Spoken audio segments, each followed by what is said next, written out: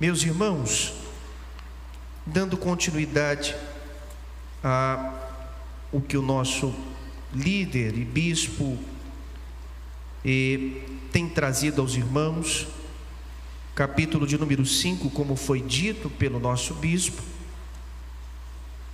onde tratará sobre esse personagem muito imponente, importante no cenário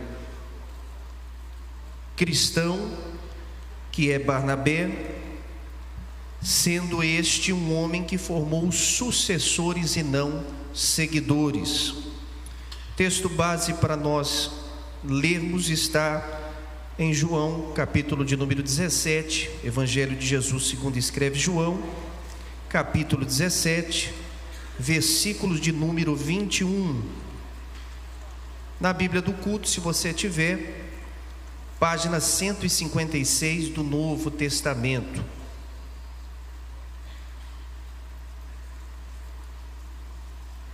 Eu estou com a perna trêmula aqui, ainda mais pelo nosso líder aqui atrás. Eu sei meu tamanho, bispo. Todos acharam? Digo amém. Amém. Diz assim o texto sagrado: para que todos sejam um, como tu, ó Pai, o és em mim e eu em ti, que também eles sejam um em nós, para que o mundo creia que tu me enviastes. Poderia pedir para a igreja repetir em uma só voz, por gentileza, esse texto? 1, 2, 3.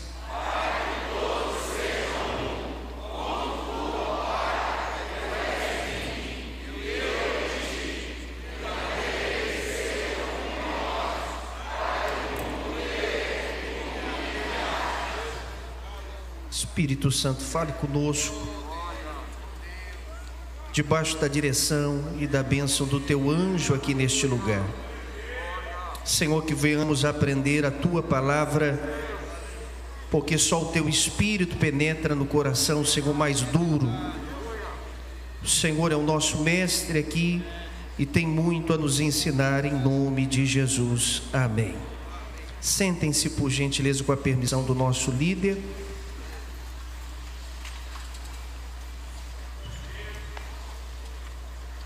Eu louvo a Deus por este texto,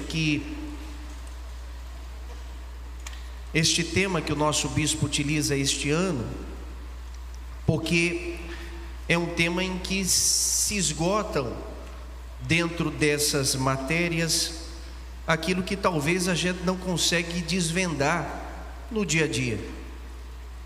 O bispo Abner conseguiu extrair algumas verdades de dentro daquilo que Deus o revelou, para que possamos aprender com riquezas o que o ministério que Deus confiou a Barnabé fosse também o ministério que Deus pudesse projetar em nós. Antes de adentrarmos ao tema, todos nós conhecemos a história da igreja primitiva, a forma pela qual a igreja primitiva tem a sua ascensão logo depois que Cristo Jesus institui, após a sua morte, as promessas advindas à igreja são notórias. O Senhor acrescentava todos os dias e iam se salvando novas pessoas, e a igreja ia se prosperando, ia se crescendo, não apenas entre os judeus, mas também entre os gentios, e isso inclui nós. Todos estavam passando a crer na mensagem de Cristo, e agora a igreja começa a se expandir, Jerusalém, Judeia e até os confins do mundo. E esse crescimento atinge a igreja, em especial em Antioquia. Eu já tive a oportunidade de ministrar sobre esse texto de Antioquia, e quando nós observamos o sucesso da igreja de Antioquia, alguma coisa diferente tem. Há um ponto a observarmos o sucesso daquela igreja que influencia justamente chegando a notícia a Jerusalém, o epicentro daquilo que Deus havia revelado.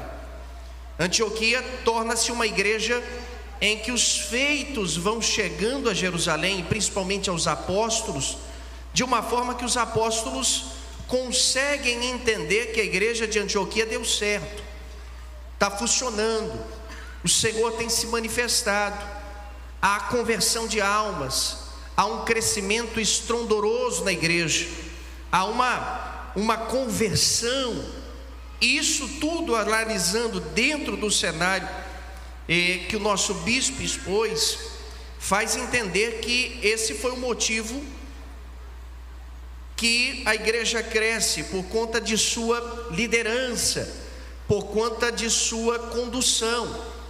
Quando o Senhor chama a Barnabé e envia Barnabé dentro dessa estrutura para dar àquela comunidade, veja, a primeira igreja a serem chamados de cristãos são a igreja de Antioquia. Quando Deus dá a Barnabé este ministério, a Antioquia, começa-se a crescer abundantemente aquele trabalho. Só que Barnabé sabe que não pode conduzir uma obra tão grande, tão séria, de forma solitária. Barnabé tem a consciência disso. Barnabé tem a ciência que na vida cristã não se faz nada sozinho, porque o próprio espelho, que é Cristo, poderia muito bem ter conduzido a sua obra aqui na terra de forma solitária, pelo conhecimento, pela forma que ele conduzia, mas não. Ele dá uma aula para os cristãos e para os seus discípulos, dizendo que a obra de Deus, ou aquilo que o Pai o comissionou, não se faz sozinho, se faz com uma completude, se faz com aquilo que se intitula mais adiante o apóstolo Paulo, dizendo corpo de Cristo. E isto então, a partir deste momento, Barnabé sabe que precisa contar com uma pessoa habilidosa. E eu, há muitos anos atrás, estava lendo uma coisa interessante sobre o apóstolo Paulo. O apóstolo Paulo é um dos personagens que surgem como perseguidor da igreja. E veja, para o lado ruim das coisas, o apóstolo Paulo não era qualquer pessoa. O apóstolo Paulo havia desenvolvido na sua rotina de vida errada, vamos se dizer, a sua rotina de vida anticristã, ele havia desenvolvido uma forma de trabalho tão séria, tão prometida, que nas Sagradas Escrituras diz que ele era zeloso na lei. Ele era um homem que empreendia as campanhas, para justamente eliminar os cristãos. Então, naquilo que o apóstolo Paulo fazia antes da sua conversão, ele era excelente. E aqui me mostra algo importante sobre o olhar de Deus, sobre aquilo que Deus observa do seu povo, sobre aquilo que Deus observa da sociedade, porque Deus tem alguma coisa com aqueles que se dispõem a fazer algo.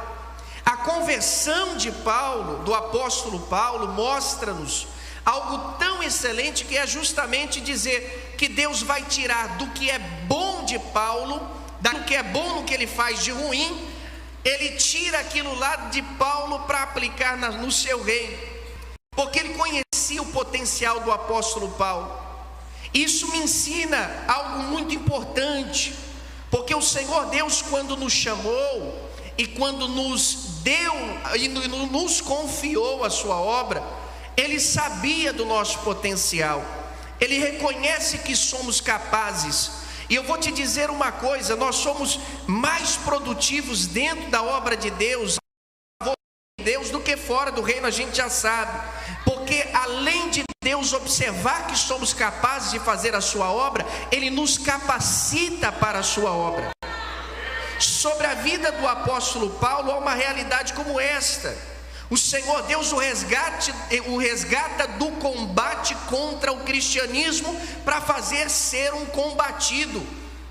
Essa realidade é muito linda, e quando vemos Barnabé enxergando que não dá para começar a igreja de Antioquia sem que haja uma ajuda, e nessa ajuda uma pessoa imponente, importante para iniciar esse ministério, chama apóstolo Paulo.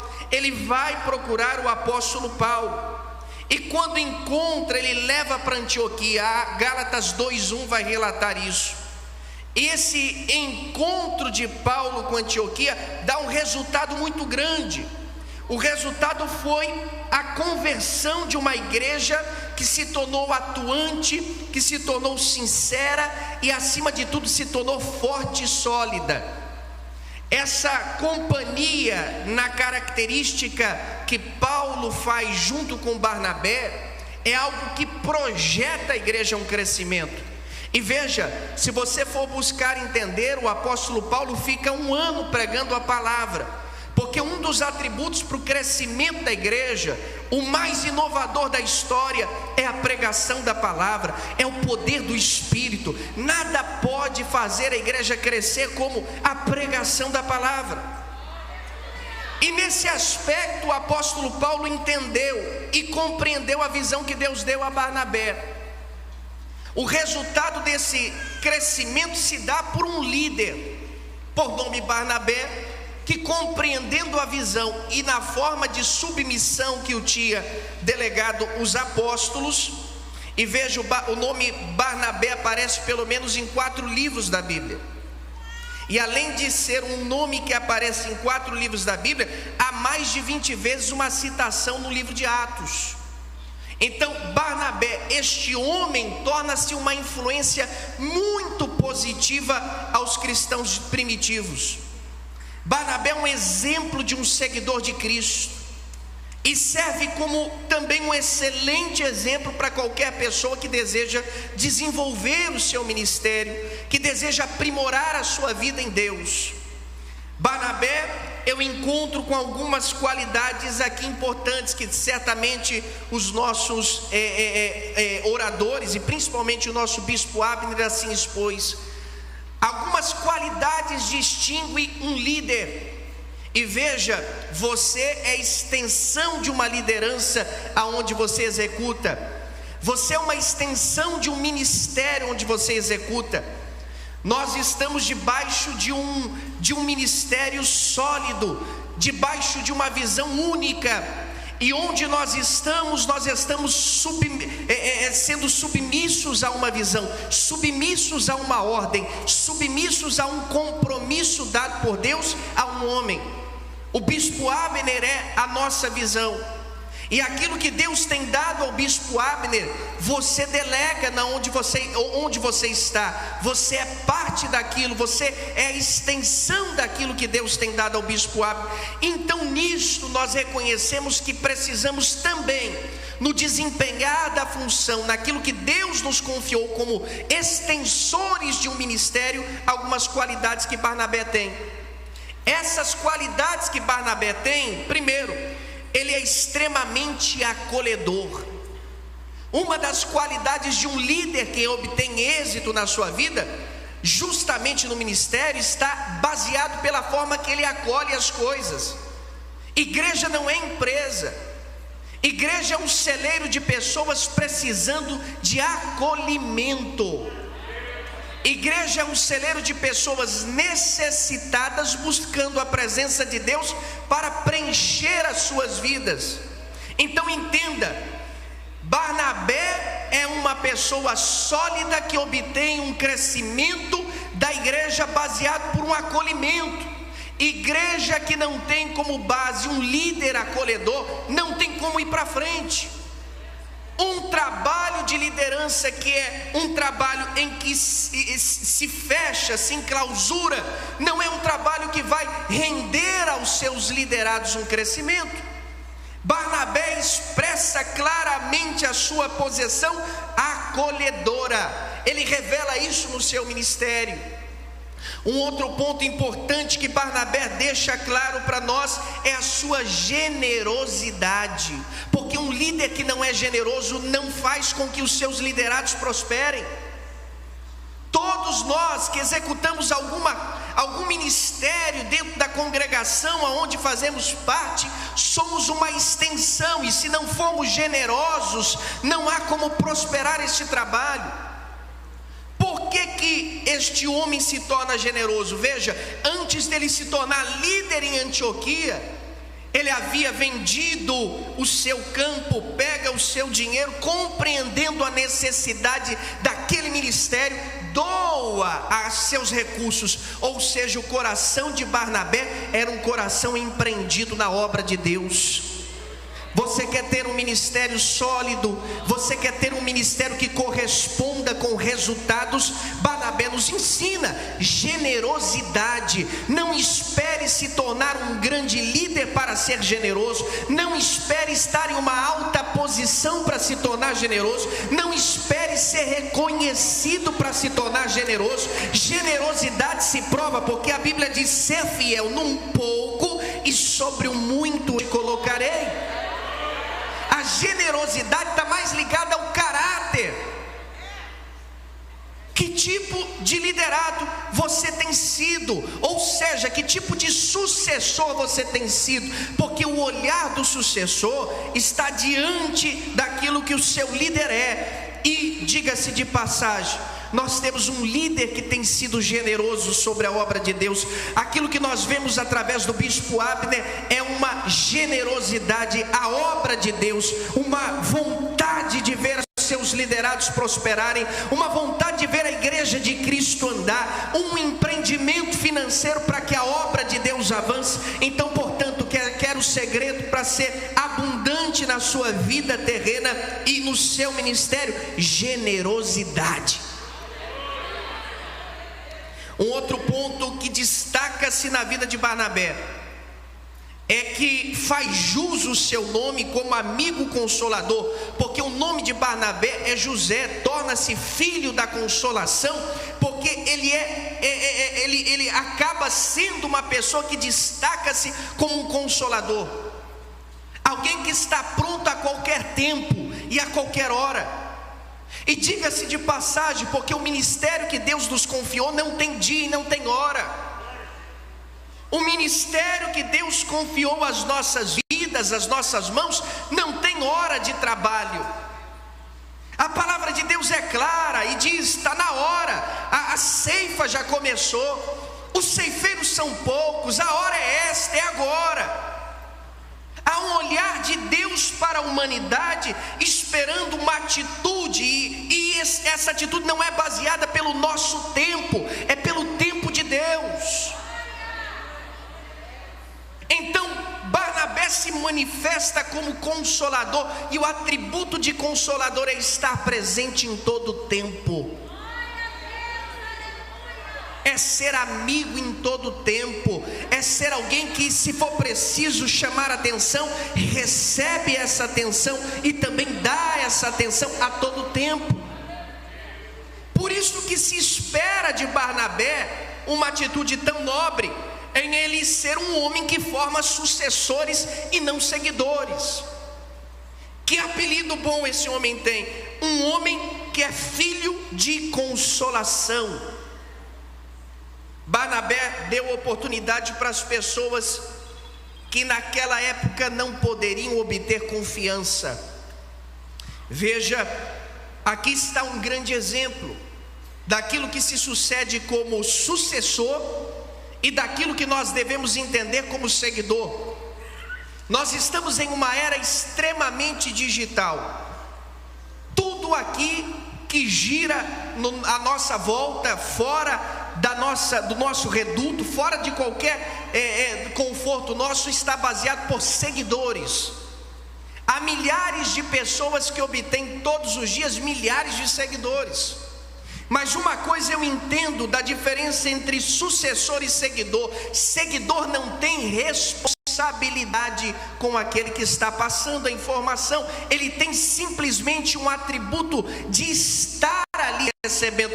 O sucessor não, o sucessor tem responsabilidade com a visão, e é isso que destaca no ministério de Barnabé. Porque quando ele olha Paulo, ele descobre em Paulo uma qualidade em que muitos não enxergaram. É a qualidade de distinguir alguém que é capaz de ser líder, alguém que é capaz de desenvolver-se como uma forte liderança. Agora pare, Deus poderia levantar qualquer outra pessoa, mas veja, a maior ponte para o apóstolo Paulo foi Barnabé. Diante dos apóstolos foi Barnabé. Barnabé é o homem que conhece Paulo e que, mesmo conhecendo o histórico de Paulo e a sua conversão, acredita que Deus regenerou, acredita que Deus fez uma obra. Talvez se fosse um líder ligando só para seguidores, diria: não mexa com isso não. Porque um líder que está em busca de sucessores, ele busca dos tesouros que muitas das vezes muitos rejeitam. Os maiores líderes estavam em lugares que muitos rejeitavam. Deus olhou na humanidade muitos rejeitos. Deus olhou na humanidade Davi e enxergou em Davi, o rejeitado da sua casa, a possibilidade de se desenvolver, ser um rei, e Deus o traz do pasto para o trono. Barnabé faz a gente enxergar nessa ótica. Barnabé não só desenvolve em Saulo para ele ser o Paulo conhecido, mas desenvolve também na vida de um homem que mais para frente Paulo se decepciona, que é João Marcos. Ele acredita em João Marcos, mesmo contrariando o apóstolo Paulo, e não é erro disso, essa divergência entre Paulo e Barnabé. É porque Barnabé era um líder suscetível a fazer sucessores, a trabalhar em pessoas, a moldar caráter, a ser mão extensora, a ser amigo consolador, a ser generoso ao crescimento da obra de Deus. E aqui que está um grande aprendizado a nós: não despreze aquilo que Deus não desprezou. Não retire a mão daquilo que Deus não retirou. Não descarte aquilo que Deus diz: ainda dá jeito, ainda é possível, é desse jeito que se faz. E eu vou dizer uma coisa: nós estamos em um ministério muito profético, porque o ministério de Madureira tem um olhar de Deus. Todas as vezes na história nós vemos que o ministério de Madureira sempre aplicou uma visão divina de dizer: gente, não despreze o que Deus não desprezou. O ministério de Madureira é uma mão que levanta, é um amigo que consola, é uma mão generosa, e nós fazemos parte disto. A pergunta é: se você é o que Barnabé está se destacando, você é sucessor. Agora, se você não está ligado nisso, você é apenas seguidor. E veja que passo importante isso, porque aqui a gente observa algo importante, que é a unidade de propósitos. A unidade consiste na qualidade ou estado de ser único. Quando você pega um copo de água e derrama sobre um outro copo de água, você não consegue desmembrar aquele líquido do copo antigo. Isso consiste em unidade. Veja, unidade é propósito. No reino de Deus, unidade é propósito. Não queira submeter a hierarquia colocando no mesmo prisma da unidade. Hierarquia é algo que Deus constitui, por isso que existe um cabeça, por isso que existe uma unção sobre a mão de alguém. Isso se chama uma bênção espiritual proveniente de um líder, um anjo da igreja. E o que nós acatamos para ser unidade é o compromisso com a visão, é o compromisso com o propósito. Você pode ser um líder extraordinário, mas entenda, a sua liderança extraordinária só vai ser bem sucedida se for em unidade.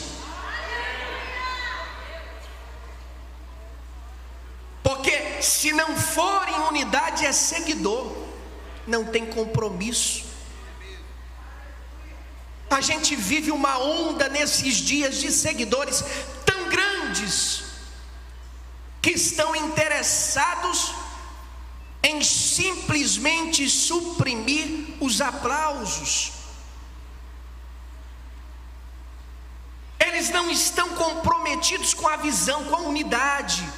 Eu e o Pai somos um em pensamento, um em missão, um em propósito. Se a igreja entender o poder da unidade, a igreja triunfa mais rápido. E para isso, essa qualidade que é proveniente da unidade faz o apóstolo Paulo se juntar a Barnabé. E aqui o nosso bispo nos ensina 5 lições. A primeira: se eu quero me tornar um líder que forma sucessores, e se eu quero ser um sucessor, eu preciso compreender algo importante. Primeiro, eu preciso vencer o individualismo. Barnabé sabia disso claramente. Barnabé não tinha medo. Barnabé deixa claro dizendo, porque a tendência do individualismo é trazer para si as coisas, centralizar as coisas. Isso é um perigo, porque nós não somos proprietários do reino. Aquilo que Deus nos deu, Ele não nos deu, nos confiou. Nós não somos proprietários de um ministério, Deus nos confiou o ministério. Nós não somos proprietários da igreja em que pastoreamos ou representamos o nosso líder. Nós somos somente alguém que estamos cumprindo um desígnio que Deus deu a uma visão, a um propósito. Ou seja, não somos proprietários. Essa visão de propriedade que tem de ser meus seguidores, é uma visão errônea. Isso não pertence a gente. Igreja não tem seguidores, igreja tem discípulos, sucessores.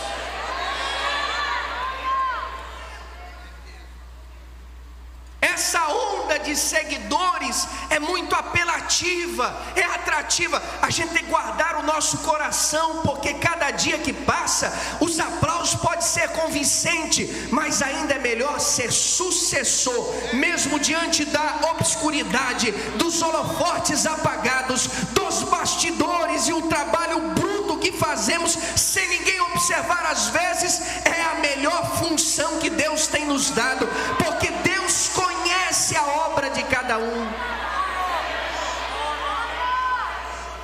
Você não é seguidor, você é sucessor. Você trabalha em tempo, independente da ocasião, independente do pastor dirigente que está representando o nosso líder. Você trabalha independente de qualquer coisa que pode sobrevir sobre a terra. É pandemia, sem pandemia, com dinheiro, sem dinheiro, porque nós somos sucessores.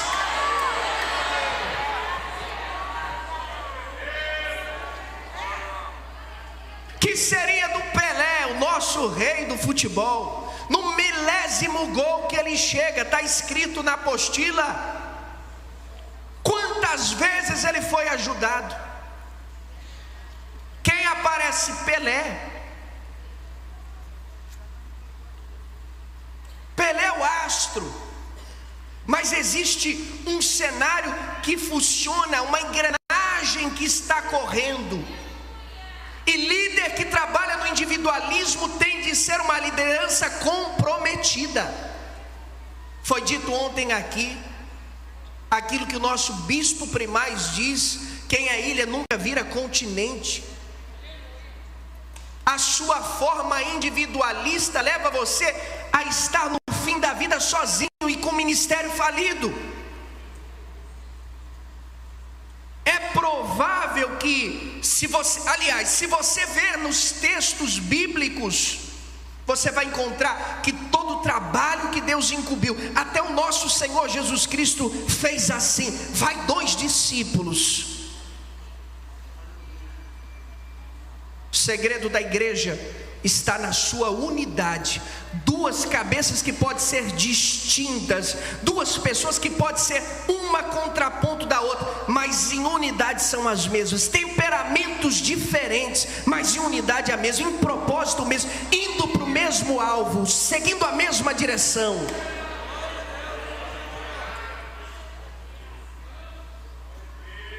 Você é sucessor. Deus confiou um ministério de sucessão na tua mão. Entenda o ministério de sucessão. Estou dizendo ministério de sucessão porque o que Deus nos confiou, e de fazer discípulos, ou seja, nós temos em nós uma qualidade de gerar.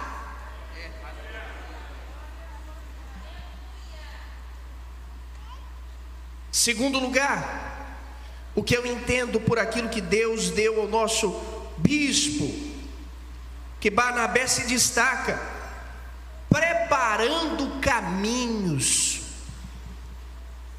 O sucessor é aquele que sucede a outros, ou que substitui em funções a outros.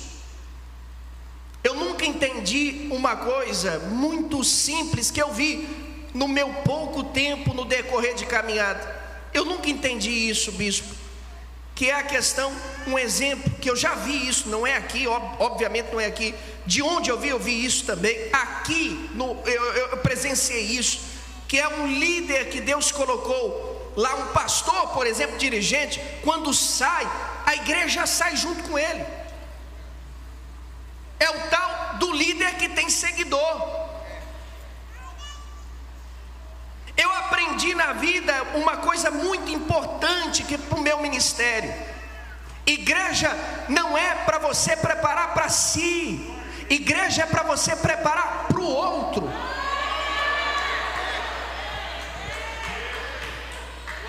O ministério sólido é um ministério que constitui sucessão.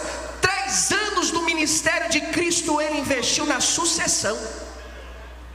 12. Vocês vão me suceder depois que eu partir, mas vão me suceder com a visão. 3 anos investindo na sucessão do ministério sobre a terra. Você não é proprietário. Eu não sou proprietário. Esse quinhão não é meu. Esse quinhão não é seu. Sabe o que se destaca no preparar do caminho? Você quer conhecer a diferença entre seguidor e sucessor? Olha para Elias e Eliseu. Você quer conhecer quem são os seguidores? Lá em 2 Reis 3:11, porém, Jeosafá, há aqui algum profeta do Senhor a quem consultaremos ao Senhor? Então lhe respondeu um dos servos do rei de Israel, disse: aqui está Eliseu, filho de Safate, que deitava água sobre as mãos de Elias. A qualidade de um sucessor está colado à visão do líder. Enquanto muitos poderiam dizer: isso aí é muito demais, deitar a mão sobre a água do profeta. Mas deixa eu te dizer uma coisa: se você me vê sendo assunto aos céus, sendo elevado aos céus, pode ter certeza, você receberá a porção dobrada do meu espírito.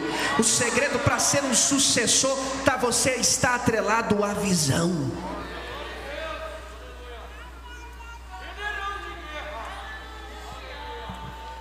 Faça uma visão introspectiva. Qual o compromisso que você tem com a visão? Qual o compromisso que você tem com a liderança da igreja? Faça uma autoanálise. Você vem por vir ou você está aliançado por uma visão? Porque Moisés, enquanto estava no monte, enquanto Moisés estava recebendo as coisas, Deus falava com Moisés, o povo festejava, Josué não se apartava do pé do monte. Sucessor. sucessor está pouco preocupado com os seguidores. Existem sucessores também, para nós analisarmos, como Davi passando a sucessão a Salomão. Tem muitos seguidores que se agarram até o altar e dizem: daqui ninguém me tira. Mas olha, observe isso. O que depende não é justamente a vontade do outro, mas é a vontade do que Deus estabeleceu. Davi representa uma figura daquilo que Deus estabelece sobre a continuidade de um ministério. Não é do jeito que a gente quer, não é da forma que a gente imagina. A gente pode até dar um jeitinho ali, mas a mão de Deus ainda apita sobre tudo. Sucessão.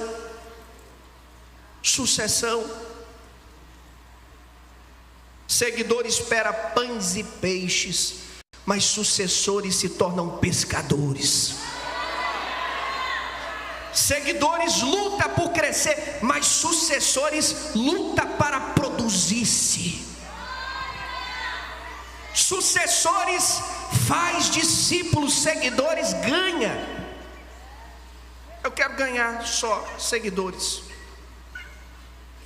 Seguidores entrega parte de suas finanças, mas sucessores entrega toda a sua vida. O seguidor cai facilmente na rotina, mas deixa eu te falar o segredo: o sucessor se torna alguém revolucionário.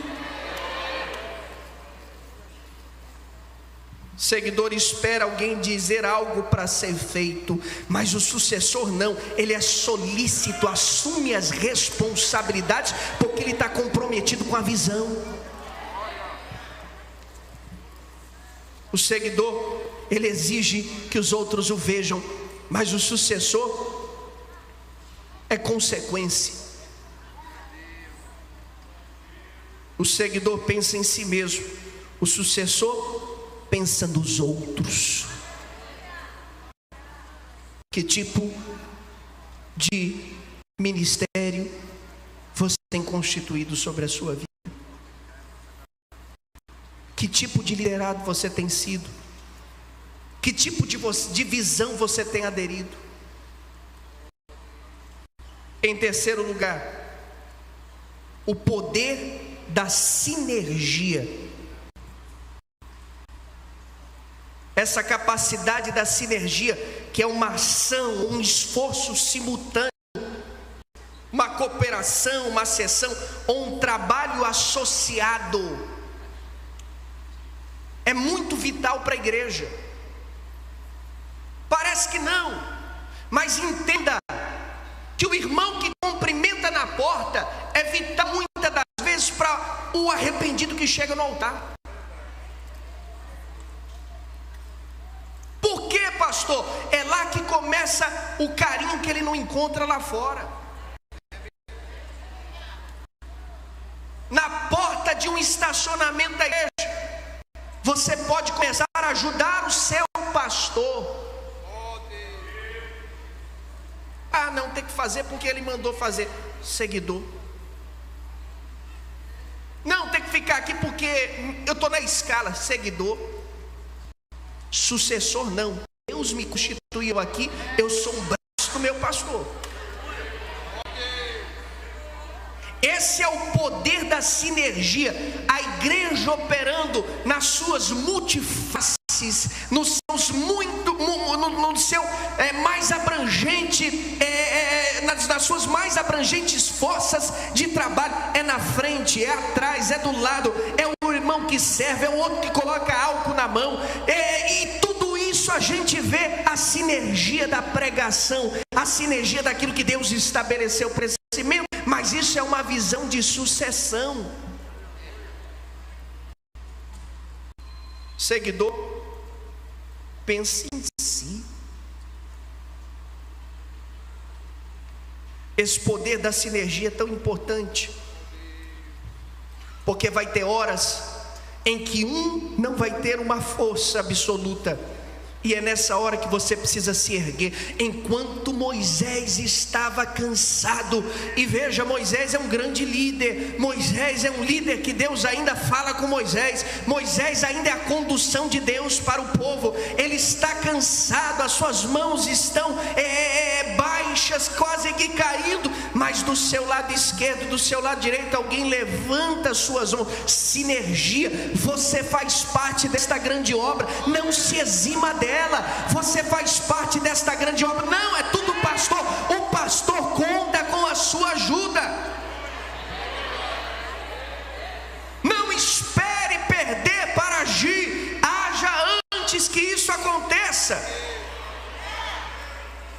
Você é sucessor. Deus nos confiou isso. Sinergia. Qual é a qualidade da sinergia? Está no capítulo de número 4. E eu acho muito interessante, porque esta questão de cooperação, de ajustes, é o que faz toda grande empresa prosperar.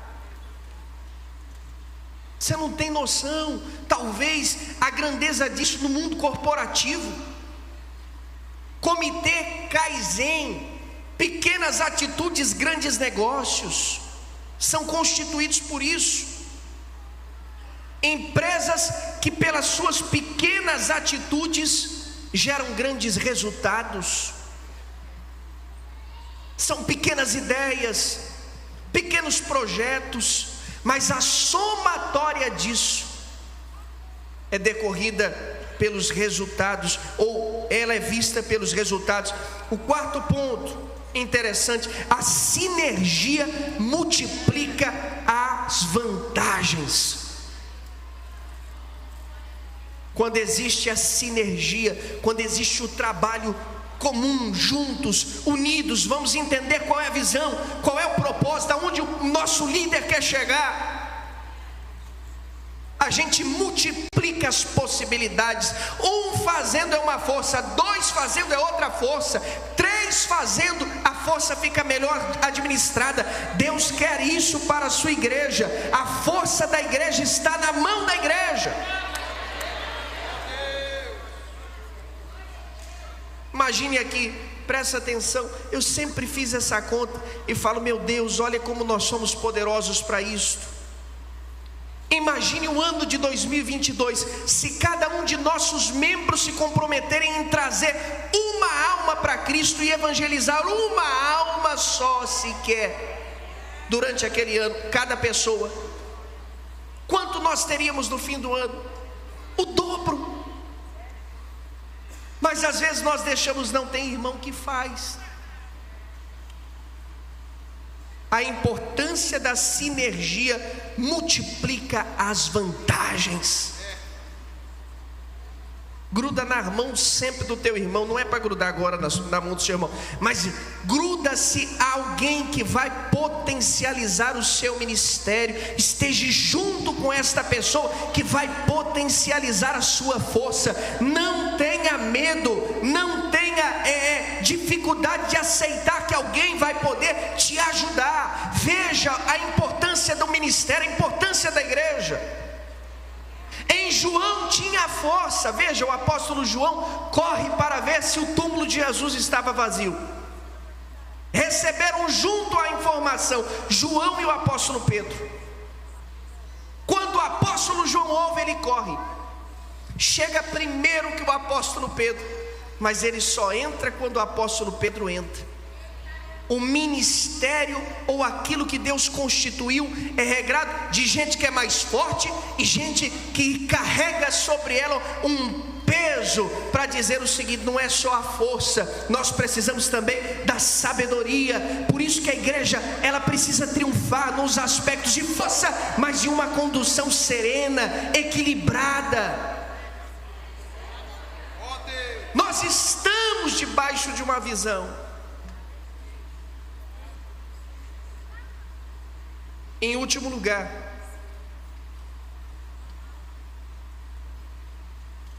que é o quinto ponto, um grande líder está disposto a arriscar-se.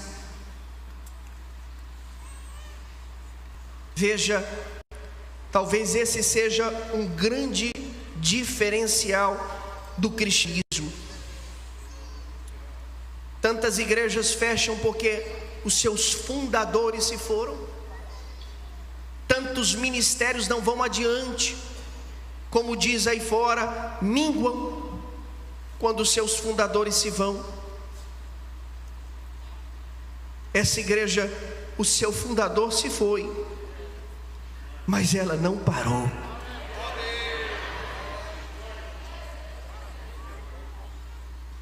Esta igreja sabe a importância das suas bases, mas reconhece que a visão é dada por Deus.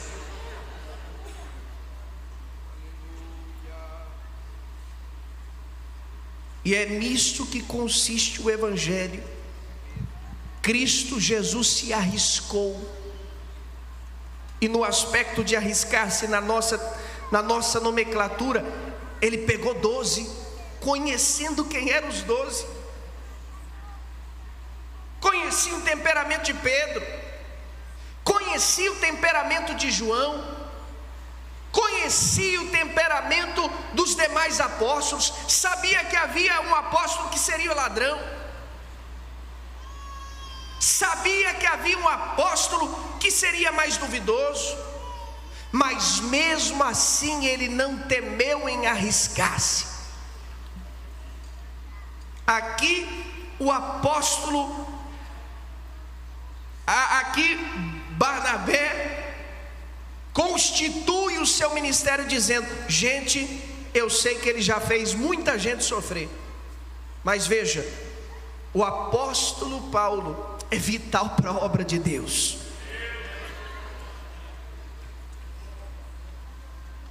Qual é a sua visão hoje?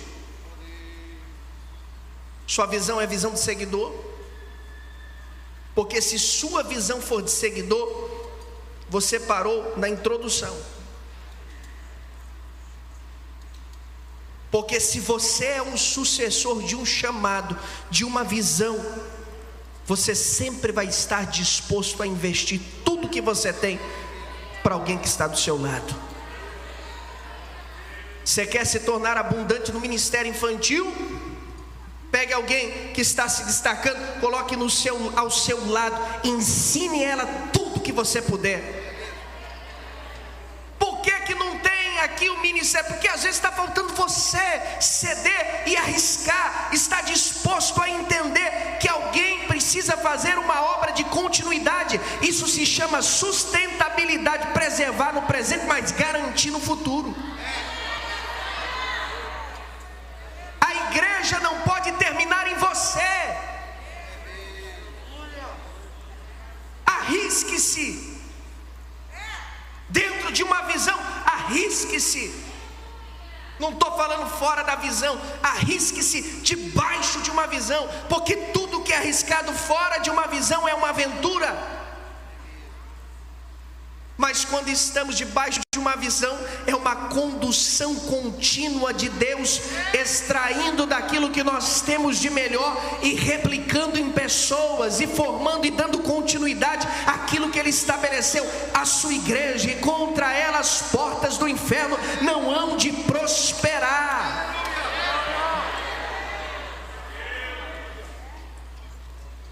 Arrisque-se. Vai ter horas que você vai ter que renunciar a si mesmo, mas arrisque-se. O maior que não precisava se arriscar, não teve como usurpação ser igual a Deus. Antes esvaziou-se de si mesmo, tomando a forma de homem para nos ensinar.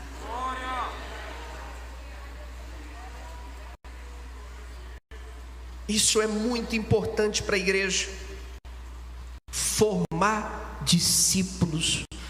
E quando nós atrelamos a palavra discípulo, é justamente a sucessores. Eu encerro por aqui dizendo aos irmãos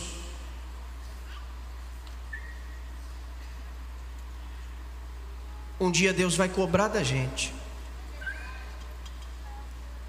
aquilo que Ele nos confiou.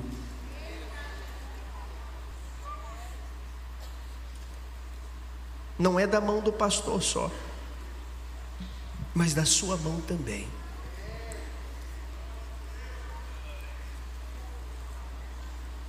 E não vai ter na hora como a gente escapar disso. Ele vai olhar que tipo de vida você levou, como seguidor ou como sucessor de um chamado. Que a gente possa ser como Barnabé,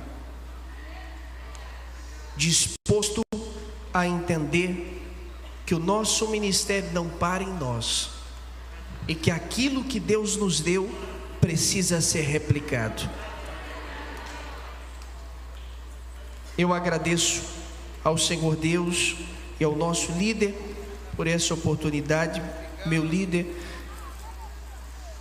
se você puder, dê uma linda salva de palmas a Deus pela vida do nosso bispo.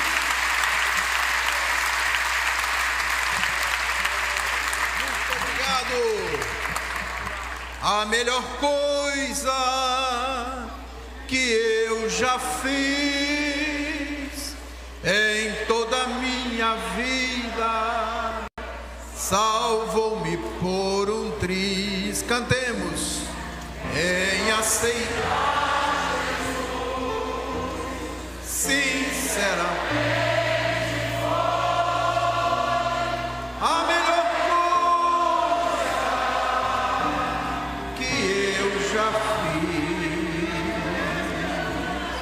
de tantas coisas,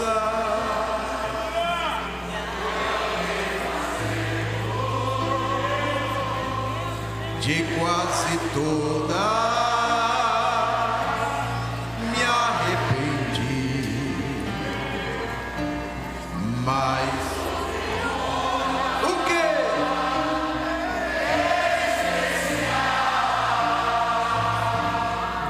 Coisa mais séria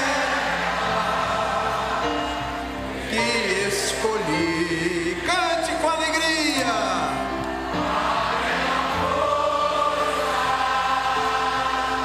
Que eu já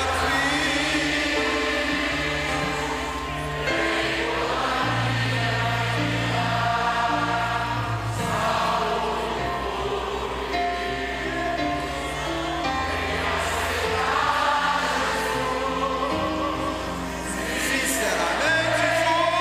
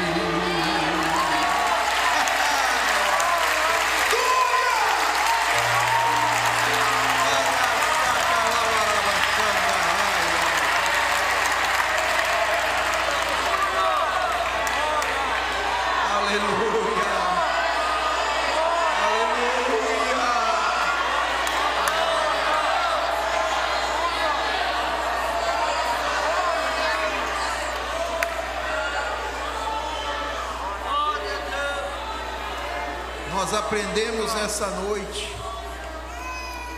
que o líder não é aquele que prepara seguidores, é aquele que prepara sucessores. Barnabé não preocupou com os holofotes. Barnabé em nenhum momento se sentiu menor porque Paulo era maior. A gente só conhece a história de Barnabé por causa de Paulo ou de Saulo.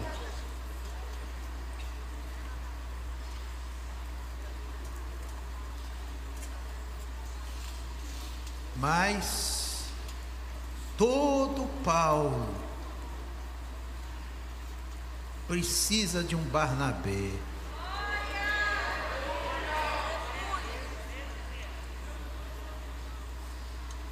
Então, quantos livros da Bíblia Barnabé escreveu? Me dá um nome de um livro que Barnabé escreveu.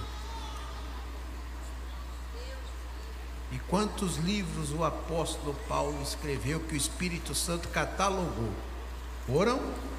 Quem é que lembra? 13 livros do Novo Testamento, que tem 39 mais 27, 66, né? Não, 27 Novo Testamento, 39 Antigo Testamento.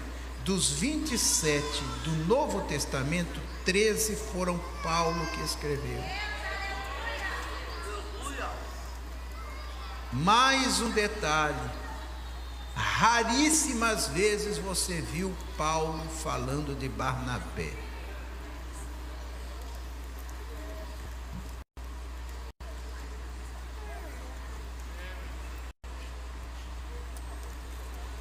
Mas quem preparou Paulo para o ministério foi Barnabé.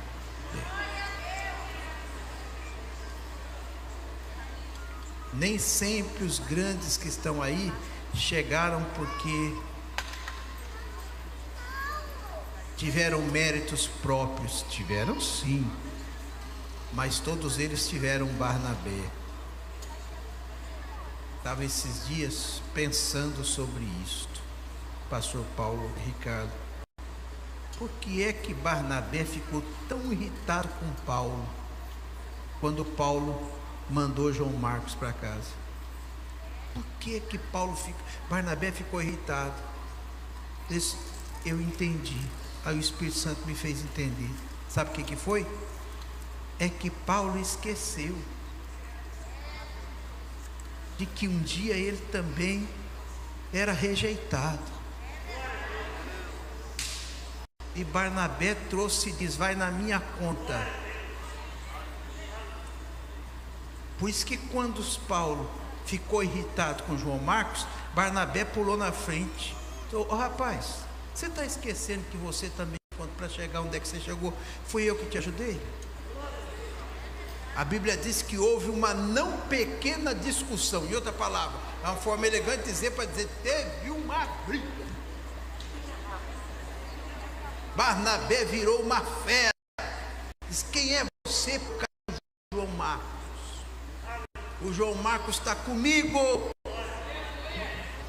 Assim como você um dia ficou debaixo da minha sombra.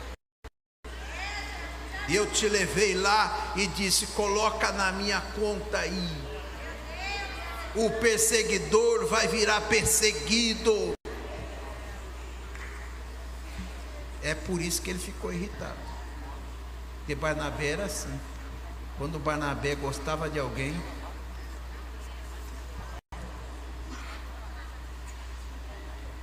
Barnabé ficou tão irritado que ele pegou João Marcos e disse: vamos comigo, meu filho, larga Paulo aí. E no final da vida, o Paulo se arrependeu. Quando estava preso lá, foi fazer um exame de consciência e disse: aquele menino está me fazendo falta. Traz os livros, João Marcos. Vem cá, meu filho. Isso tudo está escrito na Bíblia. Se preocupa em estar nos primeiros lugares.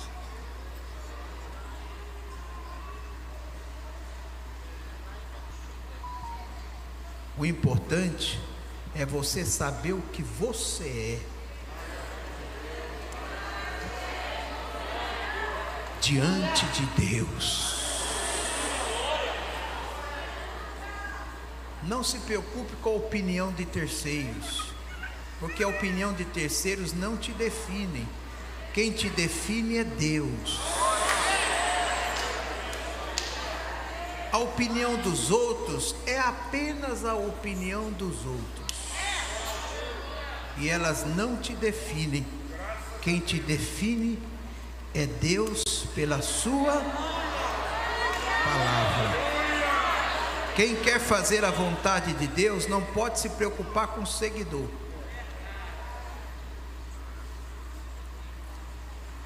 Porque é o mesmo grupo que segue, é o mesmo grupo que amanhã vai te cancelar. Está entendendo? É a famosa história do pau de sebo. Isso, pastor, você ia se poder. Calma, irmão. Calma. Isso lá no Nordeste é muito comum. Quem é nordestino aqui? Levanta a mão. Nordestino ou filho de nordestino? Levanta a mão. Eu não sou nordestino, mas sou filho de nordestino. Levanta a mão. Tá com vergonha? Na festa de São João, lá no Nordeste, festa junina, lá no Nordeste, em alguns lugares, lá para o interior mesmo, eles colocam um pedaço de pau, assim, uma tora, bem alto, aí emendando uma na outra assim, mas deixa assim uns 20 metros de altura, 30 metros assim, bem alto. Aí bota umas 5 notas de R$200 lá em cima, e pega aquela tora e pega sebo de porco, de vaca,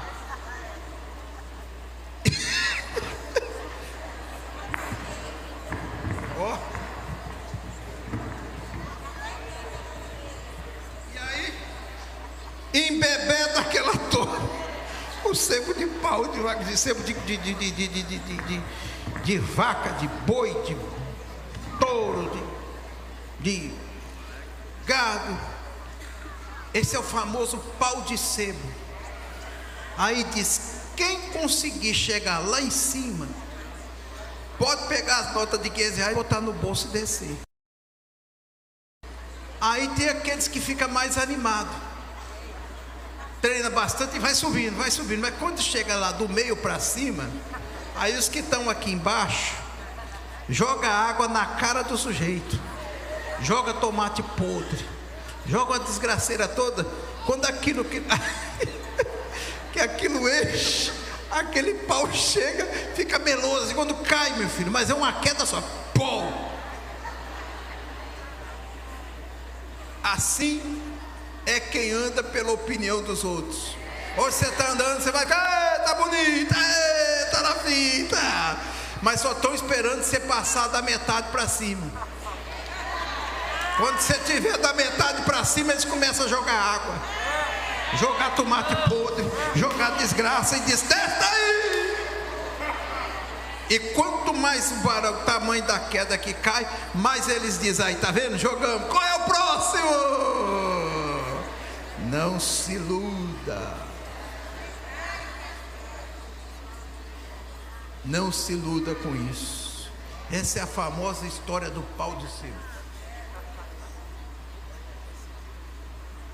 Então, quem vive de opinião alheia, primeiro que quando uma pessoa dá uma opinião sobre um assunto que ela não foi pedida para dar, ela é uma pessoa atrevida, porque você não dá opinião naquilo que você não pediu opinião, né? Se eu não pedi opinião, por que você tem que dar opinião?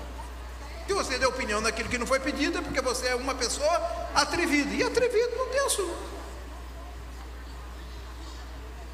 Então, se você quiser fazer alguma coisa na obra de Deus, ou na vida, na sua vida comum, você tem que aprender de que você vai ter pessoas que vão torcer por você, e vai ter um monte de gente que, em vez de torcer para o Tarzan, vai torcer por Jacaré.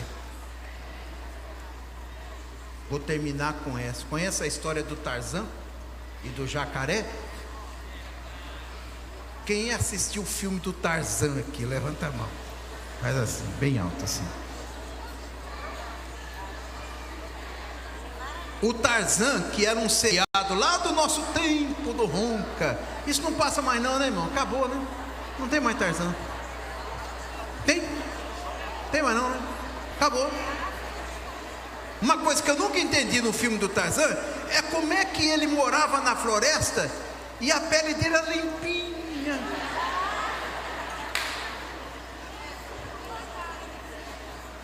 Parecia que naquele tempo já tinha aparelho de barbear. Nunca entendi isso no filme do Tarzan. Mas o filme do Tarzan era mais ou menos assim. Ele estava na floresta, vivia na floresta. Aí normalmente ele tinha que atravessar de um rio para o outro. Então ele montava em cima de uma canoa, de um pedaço de pau ali, uma coisa inventada, tem até um nome, uma jangadinha. E ele pegava assim, entrava naquela jangadinha e entrava. Aí a filmadora mostrava quando ele estava lá no meio daquele rio, tendo atravessar aquele lugar. Aí mostrava assim, lá atrás mostrava uma perspectiva. Um jacaré levantava a cabeça assim, e ele está lá na frente atravessando, ele baixava a cabeça. Aí ele disse: gente do céu, agora o jacaré vai atrás do Tarzan. E a gente ficava com medo: gente, será que o Tarzan vai conseguir chegar do outro lado? Esse jacaré não vai pegar ele. Vai levantar de novo, e me atirar de novo. E o pobre do Tarzan não estava vendo que o jacaré estava atrás. E a gente ficava numa agonia. Quando ele chegava do outro lado, não foi dessa vez que o jacaré engoliu o Tarzan. Tem gente que, em vez de torcer, torcendo para o jacaré.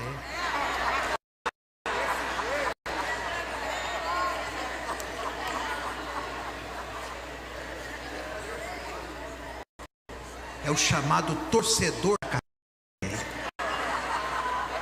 Em vez de torcer para o Tarzan sair vivo, ele está torcendo para o jacaré engolir o Tarzan.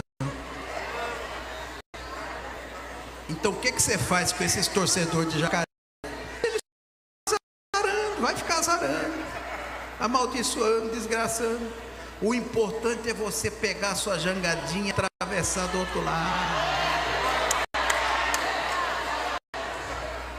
Dá uma olhada para o seu lado direito e esquerdo e diz: irmão, cuidado com os torcedores de jacaré.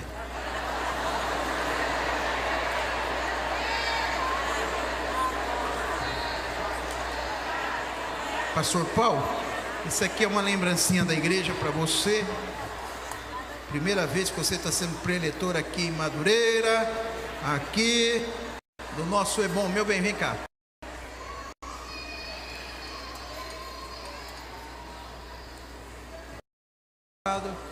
Aí. Pronto, dá uma salva de palmas para o preletor.